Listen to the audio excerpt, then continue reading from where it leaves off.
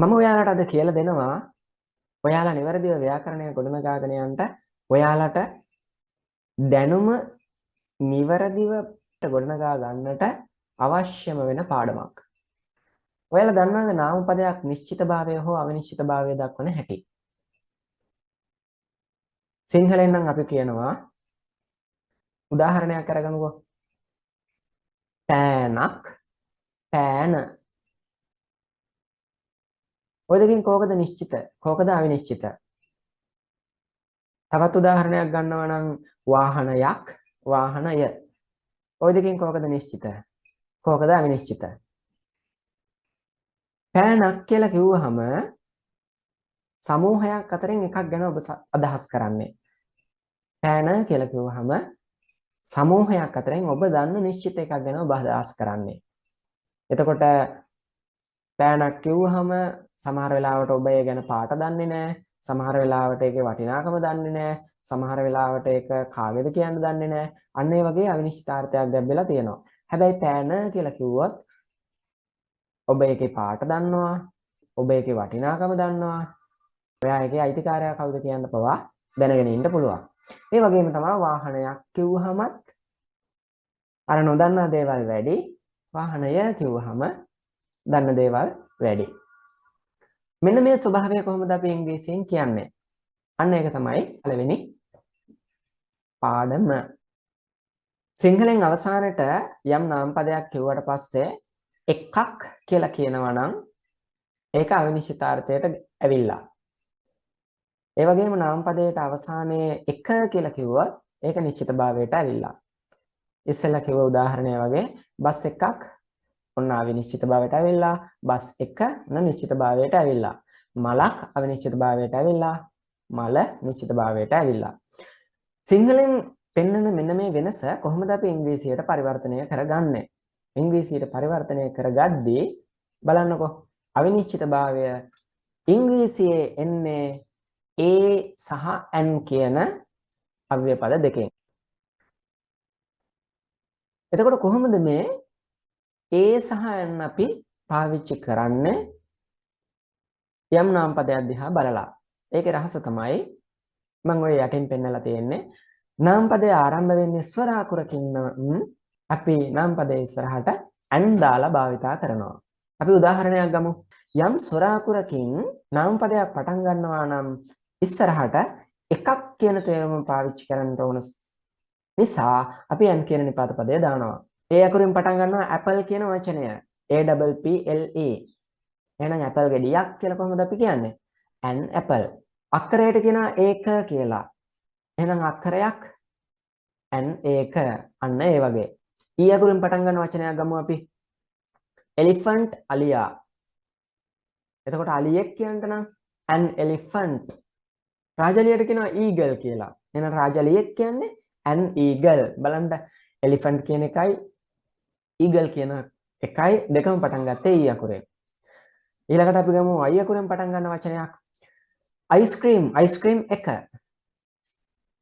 එහෙනම් ice cream එකක් කියලා කොහොමද අපි කියන්නේ? an ice cream. ice cream එකක්. තවත් වචනයක් ගමු. හිමගේට කියනවා igloo කියලා. එහෙනම් හිමගයක් an igloo. අන්න ඒ වගේ. ඊට පස්සේ O අකුරෙන් පටන් ගන්න වචනයක් ගමු. orange කියනවා දොඩම් ගෙඩියට. අපි දොඩම් ගෙඩියක් කියලා විනිශ්චිත කරලා පටන් ගන්නවා නම් an orange කියලායි පාවිච්චි කරන්න ඕන. තවත් වචනයක් ගමු. වාචික පරීක්ෂණයට කියනවා oral test කියලා. එහෙනම් වාචික පරීක්ෂණයක් an oral test. අන්න ඒ වගේ. U අකුරෙමුත් වචනයක් ගමු අපි. කුඩේට කියනවා umbrella කියලා. එහෙනම් කුඩයක් an umbrella. ඔන්න ඕක තමයි රහස. නාම පදයක් A, E, I, O, U කියන ස්වර අකුරු පහෙන් ආරම්භ වෙනවා නම් එකක් කියන තේරුම දීම සඳහා අපි ඉදිරියෙන් an කියන පදය භාවිතා කරලා තමයි ඉංග්‍රීසියේ use කරන්නේ. එහෙම නැත්නම් භාවිතා කරන්නේ. එතකොට කොහොමද එකක් කියන තේරුම දීම සඳහා අ කියන පදය භාවිතා කරන හැටි? ඒකේ රහස තමයි ඊළඟට මම ඔබට මේ පැහැදිලි කරන්න යන්නේ. බලන්නකෝ. නාමපදයේ ආරම්භ වෙන්නේ ව්‍යංජන අකුරකින් නම් ඒ අකුර භාවිතා කරනවා. උදාහරණයක් බලමු අපි. දැන් ඔබ දන්නවා ඉංග්‍රීසි අකුරු 26ක් තියෙනවා කියලා.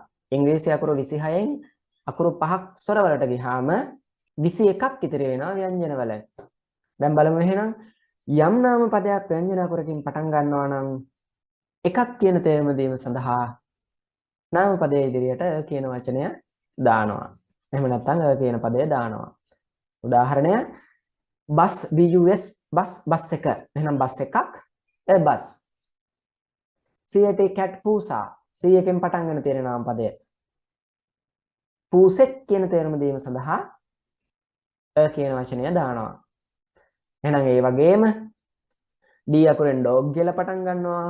බල්ලෙක් කියන්ට dog කියලා දානවා. F අකුරෙන් frog කියන වචනය පටන් ගන්නවා. ගෙම්බෙක් කියන්ට කියන වචනය දානවා. G අකුරෙන් gang කියන වචනය පටන් ගන්නවා. හොරමුල කියන එක. සොරමුලක් gang. group කියන වචනය පටන් ගන්නවා කණ්ඩායම කියන තේරුමින්. එහෙනම් කණ්ඩායමක් group. මම හිතනවා ඔබට එහෙනම් සහ n කියන වචන දෙක පාවිච්චි කරන හැටි තේරුණා වෙන්න ඇති කියලා. ඊළඟට දැන් ඔය මෙච්චර වෙලා අපි ඉගෙන ගත්තේ අවිනිශ්චිතාර්ථය ප්‍රකාශ කරන ක්‍රමයනේ. දැන් අපි ඉගෙන ගමු ඉංග්‍රීසියේ නිශ්චිතාර්ථය ප්‍රකාශ කරන්නේ කොහොමද කියලා. මේ බලන්නකෝ. ඕනෑම නාම පදයක අවසානයට අපි නිශ්චිත කරලා දක්වද්දී ගොඩාක් නාම පදවල එක කියන ප්‍රත්‍ය අවසානට යෙදෙන්න පුළුවන්. උදාහරණය ඉස්සෙල්ලා බස් එකක් කියලා කිව්වා අවිනිශ්චිතාර්ථයට. ඒක නිශ්චිත කරද්දී බස් එක කියලා ප්‍රත්‍යක් යොදලා පාවිච්චි කරා. හැම එකටම එක කියන එක යෙදෙන්නේ නැහැ. නමුත් තේරුම් ගන්න ඔබ මේ විදිහට. දැන් අලියා එක කියන එක නැහැනේ. නමුත් ඒක නිශ්චිත කරලා. කූඹියා ඒක නිශ්චිත කරලා. බෝතලය ඒක නිශ්චිත කරලා. වීදුරුව මේසය ගෙදර නිශ්චිත කරලා. අන්න ඔය නිශ්චිත ස්වභාවය දක්වන්නේ ඉංග්‍රීසියේ the කියන පදය පාවිච්චි කරලා. බලන්නකෝ නාම පදය ආරම්භ වෙන්නේ ස්වර අකුරකින් නම් උච්චාරණය කරන්නේ කොහොමද? the කියන එක දී කියන ස්වරූපයෙන් තමයි අපි උච්චාරණය කරන්නේ. උදාහරණ කිහිපයක් ගමු. apple ගෙඩිය ඕක නිශ්චිත කරනවා the කියන පදේ ඉස්සරහට දාලා the apple. හැබැයි උච්චාරණය වෙනස්. the apple කියලා ලිව්වට උච්චාරණය the apple. apple ගෙඩිය.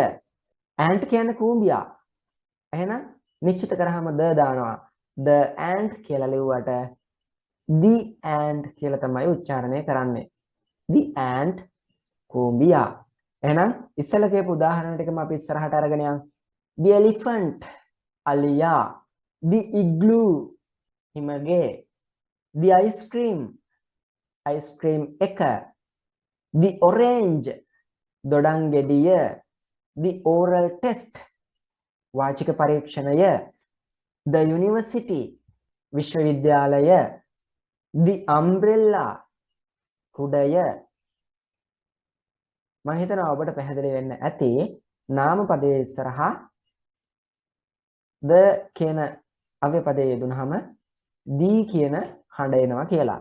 හැබැයි මේ බලන්න මෙතන මම සඳහන් කරා the university කියලා කියන්නේ නැතිව the university කියලා. එතන u අකුර ස්වර අකුරක් වුණාට උච්චාරණය ස්වර අකුරක ස්වරූපයෙන් නෙවෙයි ව්‍යංජන අකුරක ස්වරූපයෙන් එන්නේ. ඒක නිසා තමයි the කියලා මම සඳහන් කළේ. හරි. ස්වර අකුරු ඉස්සරහා the කියන නිපාත පදය පාවිච්චි කරලා එහෙම නැත්නම් අව්‍ය පදය පාවිච්චි කරලා ওই විදියට අදි වචන හදාගද්දි ව්‍යංජන අකුරු ඉස්සරහට the කියන එක පාවිච්චි කරුවාම කොහොමද උච්චාරණය කරන්නේ? එවිට සාමාන්‍ය විදියට තමයි ඒ උච්චාරණය යන්නේ. උදාහරණයක් මම ඔබට සඳහන් කරන්නම් මෙහෙම. ව්‍යංජන අකුරකින් පටන් ගන්න නාම පදයේ ඉස්සරහට the දැම්මහම ඒක the කියන ස්වරූපයෙන් තමයි උච්චාරණය කරන්නේ. the බස් එක. the cat පූසා. the dog බල්ලා. the frog gemba the group කණ්ඩායම අන්න ඒ වගේ. ඔන්න ඕක තමයි ළමයි ඉංග්‍රීසියේ ඔයා ඉංග්‍රීසියට එන අලුත් කෙනෙක් නම් දැනගන්න ඕන පළවෙනිම පාඩම. මේ පාඩමට නමක් තියනවා නම් අපිට නමක් තියන්න පුළුවන් articles කියලා. articles කියන්නේ අව්‍යය පද. articles තුනයි තියෙන්නේ a and the. හරි. දැන් අපි ඔය ඉගෙනගත්ත තියරිය ප්‍රැක්ටිකල් බලමු කොහොමද වාක්‍යවල යෙදෙන්න කියලා. ඉරිදා දිවයින ඔන්ලයින් පේපරේ තමයි මම මේ ඉන්නේ. බලන්නකෝ අපි මේ ඉගෙනගත්ත පාඩම කොයිතරම් වැදගත්ද කියලා පුවත්පත් කියවද්දි. Climate Change University to be launched next year. දේශගුණික විපර්යාස පිළිබඳ විශ්වවිද්‍යාලය ලබන අවුරුද්දේ එළිදකි. ඔන්න හෙඩ්ලයින් එක. බලමු මේ ඡේදය ඇතුලේ කොයිතරම් අර අපි ඉගෙනගත්ත පාඩමට අදාළ කරුණු තියෙනවද කියලා බලමු. මේ බලන්න. At the briefing සංක්ෂේපයෙන් සඳහන් කරනවා නම් කරුණු ප්‍රකාශ කිරීමේදී ඔන්න ඔය තේරුම් තියෙනවා. ඊළඟට the progress අභිවෘද්ධිය දියුණුව ඊළඟට the climate change secretariat දේශගුණික විපර්යාස පිළිබඳ ලේකම් කාර්යාලය ඊළඟට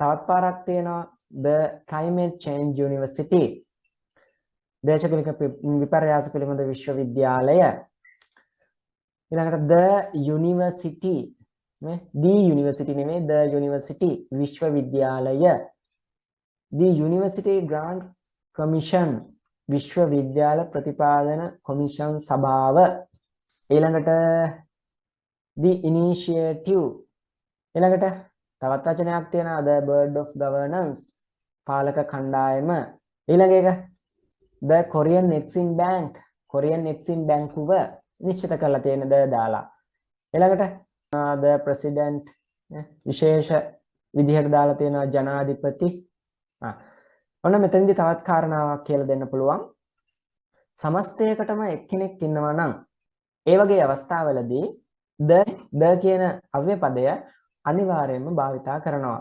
උදාහරණයක් විදිහට සමස්තයටම ඉර එකයි එහෙනම් නිකන් sun කියන්නේ the sun සමස්තයටම පෘථුවියටම හඳ එකයි moon හඳ එහෙනම් the moon ඒ වගේ තමයි ජන සමූහයකටම පොදු එක ජනාධිපති කෙනා ඉන්නේ එක අගමැති කෙනා ඉන්නේ එහෙනම් the president කියලා අනිවාර්යෙන් භාවිතා කරා සමස්තයටම අගමැති එක්කෙනයි එහෙනම් the prime minister කියලායි පාවිච්චි කරන්නේ අන්න ඒ වගේ ඔන්න ඊළඟට බලන්නකෝ a group of international experts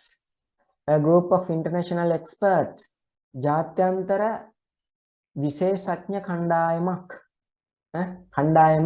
අවිනිශ්චිත කරලා තියෙනවා. ඔන්න ඔය විදිහට තමයි ළමයි and the කියන වචනය පාවිච්චි කරන්නේ. දැන් බලමු මේකේ තිබ්බ වචන සෙට් එකම මම ඔයාලට පෙන්නනවා ටූකට අරගෙන. මේ බලන්නකෝ. ඔයා ඉස්සෙල්ලා දැක්ක වචන සෙට් එකම තමයි මේ තියෙන්නේ නේ.